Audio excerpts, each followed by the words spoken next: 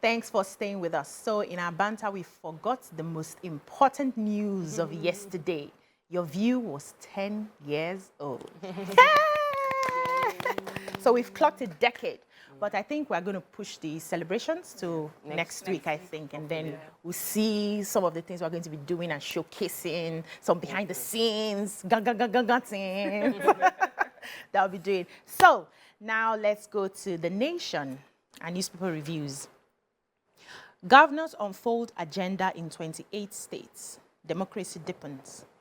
Ipman seeks probe of 60 million litre daily petrol consumption claim. Torrents of tributes for media mogul Dokpesi. Airports named after Buhari, Awolowo, Idiagbo, and others. US, UK, Saudi Arabia envoys, others in bilateral meetings with Tinubu. My plans by Tinubu. Experts back president on subsidy, exchange rate policies. Biden pledges to work with new government. Take decisive action, Christian Association of Nigeria tells president. What do we have in The Nation? Okay, so I will take the United States President Joe Biden congratulated our new president, President Bola Tinubu, and says that he promises to work together with our president to deliver a more peaceful and prosperous future for the global community. He said that his own administration has worked to strengthen ties between Nigeria and the United States. He says, I look forward to continuing this work with President Tinubu to support economic growth, advance security, and promote respect for human rights. The people-to-people connection between our two countries run particularly deep. And then he says it's nurtured by vibrant Nigerian diaspora in the United States. As we know, I'm sure half of our jackpot people who are in the United States. Yeah. Then he says also that as we further deepen our partnership with Nigeria, I look forward to drawing even more on ideas and energy for this dynamic connection between our countries. And also says, as Africa's largest democracy and economy, Nigeria's success is world success. And I agree. Elected leaders owe it to their people to show that democracy can deliver for their needs. And the United States will continue to work closely with Nigeria as a friend and partner to deliver a more peaceful and prosperous future for our world. I think it was a beautiful message. Okay. Nice message. So the Independent Petroleum Marketers Association of Nigeria, IPMAN, yesterday objected to the Nigerian National Petroleum Company Limited, NNPCL, pronouncement that Nigeria consumes over 60 million litres per day. IPMAN's National Vice President, Debo Ahmed, in a chat with The Nation, appealed to President Bola Tinubu, let's say Ashuaju, I can use that as well, to, as a matter of urgency, probe the management of the subsidy fund, as this will put his administration in a pole position to know how much can be truly saved for infrastructure and education from the subsidy scheme before looking forward to the expected 13 trillion savings annually from phasing out the subsidy. So according to Ahmed, he said President Tinubu should know that 13 trillion is not the real figure of subsidy. Therefore, removing it, that's the subsidy now, immediately without knowing the availability of product and what the daily consumption is merely banking on the 13 trillion being banded, could pose a challenge for the administration. This is because people will be expecting that he has 13 trillion to come to government posts for infrastructure. So he has to take a chill pill, study the metrics and what goes on there. Now he will have the proper data, the proper figure, before he can now phase out subsidy. And they've been planning to phase out subsidy for a while. So this is not like it's a new thing, you know. So I know last week I took a story. 11 years too late. Yes, I took a story where they said they are still probing and they don't have the data of how much liters of fuel we actually spend. That's what the problem is. It doesn't matter how much we are consuming. What matters is how much we are spending on subsidy. So whether the subsidy, whether we consume more or we consume less, the budget that we have allocated to subsidy should be stopped. Now stopped. Okay. Let me discuss the plans that the new president has. President Tinubu has. Let me start with the ones I like. So he said that he's going to be the president to all. He spoke about the fact that Nigerian unity is not negotiable. He said that there will be fairness to all and that the foreign policy for Nigeria now will be Africa-centered. I like the sound of that. He also mentioned that fuel subsidy is gone. I think we all knew that. We just probably didn't expect it to be in his first inaugural speech that fuel subsidy is gone, and he's rechanneling the funds to education and job creation. He also promised 1 million jobs for Nigerians through the digital economy. He said that there will be a convergence of exchange rates and there would be removal of inhibitions towards the inflow of foreign currency. He mentioned that he's targeting a 6% GDP growth, and the old and new Naira notes will still remain legal tender, more access to electricity. We'll be discussing the speech as our Let's Talk, but these are just the highlights of the speech and what he promises to do in his new administration. I took one more story. So it's congratulations again for our President Bola Tinubu, and this is from the Christian Association of Nigeria, and they're saying that for them this handover is a momentous occasion for Nigeria, and we wish the president, well, and that he takes on the responsibilities of our great nation. But they're saying that there's so many challenges, that we have multi-faceted, challenges facing us right now, and Nigeria is. And they're saying from security concerns to economic struggles, it's clear that much work has to be done in order to ensure that Nigeria can reach its full potential. And so they're asking that our leadership has to be decisive. So they're asking that he has to be decisive, regardless of political, ethnic, or religious leanings. Nigeria can overcome all obstacles and emerge stronger than ever. And I agree that what we need is decisive leadership at this point. There's no dilly-dallying, no flip-flopping, Okay. All right, let's take a short break now. When we come back, we move on to The Punch. Stay with us. Thanks for staying with us. Now we're moving on to The Punch. My cabinet members feared being jailed by Buhari, Jonathan. Government eyes $4 billion from Abuja, Kano Airport's concession. Tinubu, Obaseki, others mourn as Dokpesi dies at 71. Nigeria won't break up, says Tinubu. Meets US, UK, Saudi Arabia envoys. President says Nigeria will continue to exist, promises not to be a dictator. Ipman opposes fuel subsidy removal, queues resurface in Abuja, Lagos, others. Biden writes President Tinubu says Nigeria's success is world success. Sanwo-Olu Abiodun sworn in for second term. Zamfara governor laments empty treasury. Mother, daughters found in Lagos shop, police kill man. Probe begins as rampaging youth set Lagos police station ablaze. What stories do we have in there? The governor of Zamfara state, again, as he entered, his first declaration was to say that the previous governor left empty coffers for him. And the treasury is empty, the debt is huge. He said the debt and liabilities are amounting to billions of naira. He said, so it's therefore, I'm appealing, let me quote him, I am therefore appealing to the people of Zamfara state to be more patient and give me full support and cooperation in this trying period. He promises to bring rapid development to the state during the things he said during the campaign in terms of health and agricultural opportunities, improving security and education. He said he has come to rescue Zamfara state by the grace of God. He will do his best to bring the state to greater heights, but they should note that he doesn't have funds available.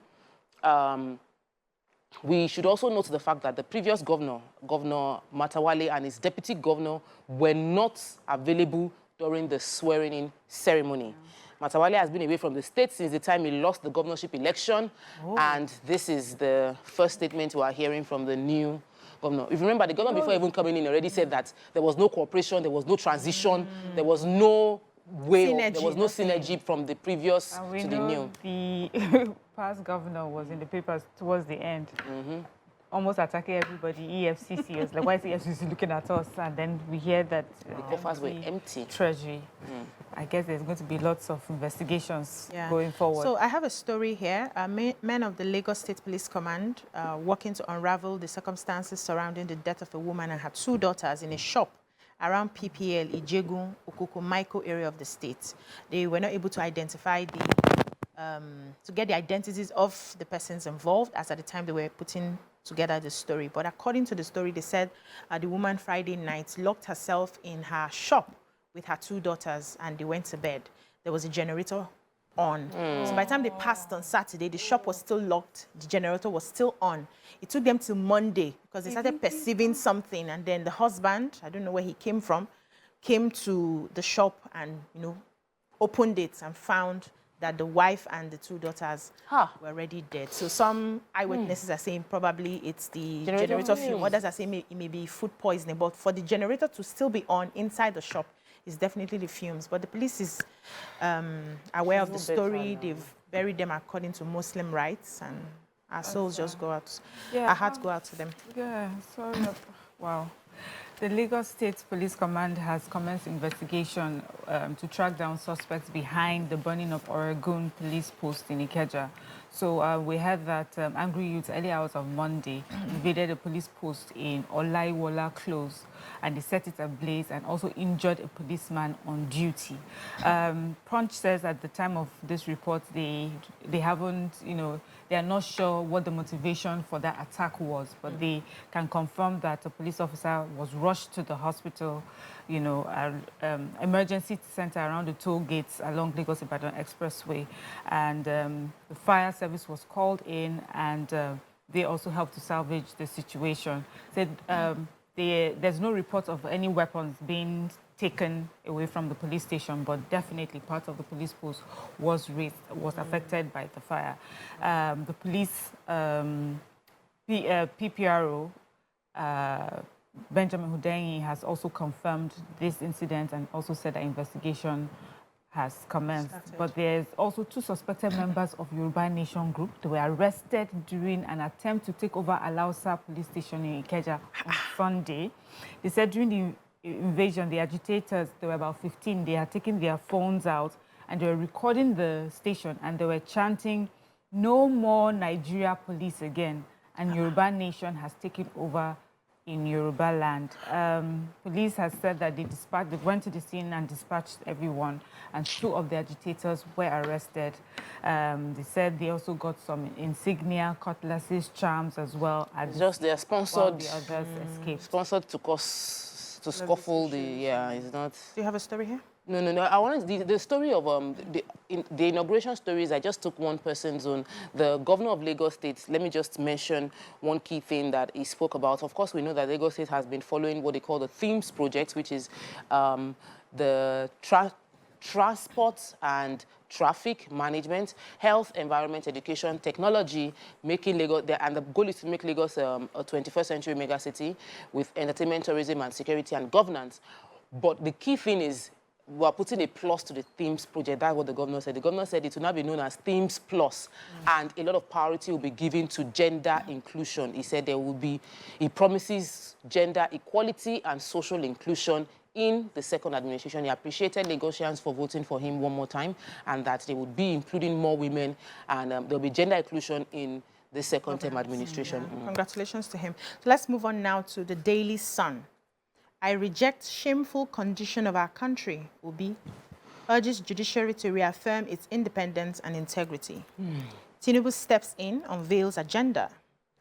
Sanwo-Olu, Makinde, Abiodun, Mba, Oti, Fubara, other governors assume office in 28 states.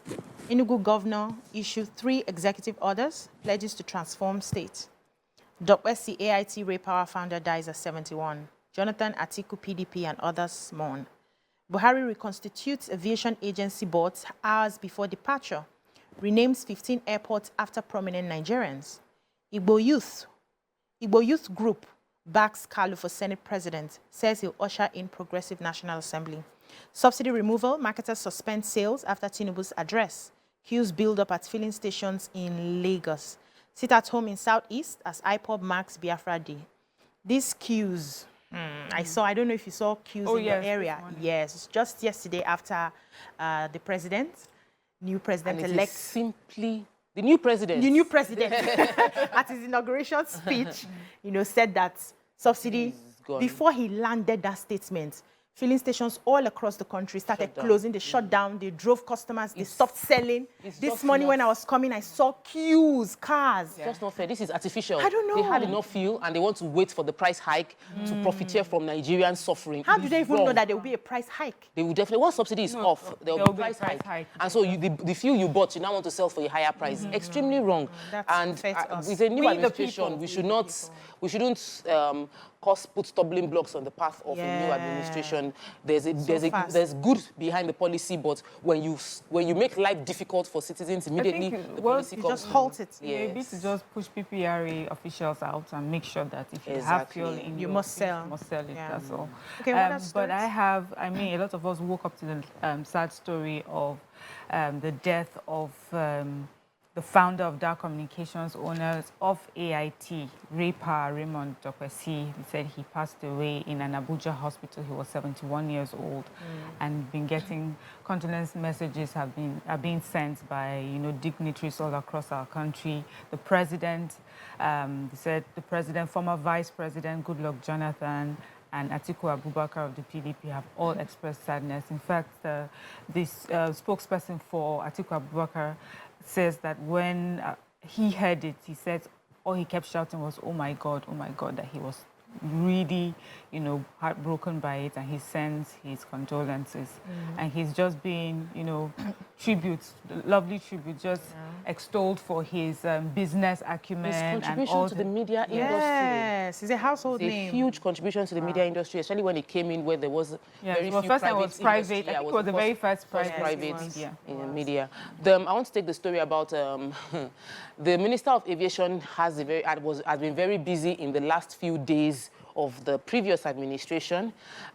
He appointed, after 8 years of the aviation industry, most of the agencies within the aviation industry having no boards, just hours before leaving the administration, the aviation minister, Adi Sirika, has constituted boards for the aviation industry. So there's a board now for NCAA, there's a board for FAN, there's a board for NAMA, there's a board for NCAT, there's a board for NIMET, and there's a board for the Nigerian Safety Investigation Bureau. All these agencies had no boards all through the 8 years. But just before he left, a press release in a statement that was signed by the public affairs, head of press and public affairs for the ministry, Odutayo Oluseyi, indicated that the NCA is now chaired by ABs. Like, they now wrote a list of all and then they renamed about 15 airports after prominent Nigerians just within hours before the administration ended.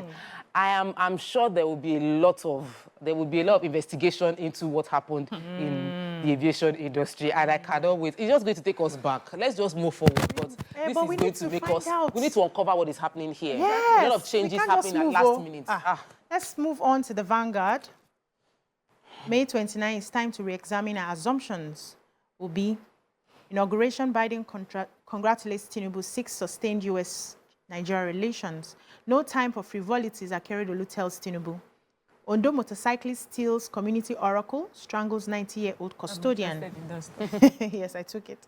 Napoli to fend off interest in 130 million Osimhen from Man United, Chelsea. I think these are for footballers. NLC faults subsidy removal as Man, Nasima, others hail unified FX. So quickly, they said in Irese community, Ifedore local government area of Ondo State, a commercial motorcyclist allegedly strangled a 90-year-old Ajayi Ajisegiri to death in a desperate bid to steal the community's oracle. So according to the story, he was arrested with somebody else, John Sampson, 27 years old, and Dada Ologo Dudun, 71. So according to the story, he had, he came to the custodian of the oracle and pretended to be a herbalist, was asking him questions about what does the oracle do and all of that, got all of that information, and then stole the oracle from his house, hid it somewhere. So the guy was like, you know this, I'm the custodian of this, you must bring it back or I'll report you to the village heads. And he came back, got him a drink. He promised to bring it back, got him a drink. By the time he was tipsy, he entered through the window, strangled him, and ran away. Because of the oracle. So only God knows what the oracle can do. Investigation started. They found him. He lied, first of all, that he wasn't the one that killed him, but later confessed that he stole the oracle, sent them to the uncompleted building where he hid the oracle, and they brought it from there. Just a painful story. Only God knows what that oracle... It's what they believe the oracle can do. Because the custodian of the oracle is not like there was anything fantastic about his... Custodian, the oracle did not defend his custodian. My sister, it's not a question I can answer. You know, when we watch all those Marvel movies, it doesn't really defend the person that holds it. Thunder will not strike. Any other story in the Vanguard? Okay. The governor of Ondo State has advised our president to avoid frivolities, as they say, and because the task ahead of him is daunting, he says he hopes that he's not distracted by all these frivolities, and that he should also make conscious attempts to bring on board only those with proven capacity concerning expertise. Okay. Thank you so much, ladies. That's all we can take on the newspaper reviews. When we come back, we move on to our hot topic. Stay with us.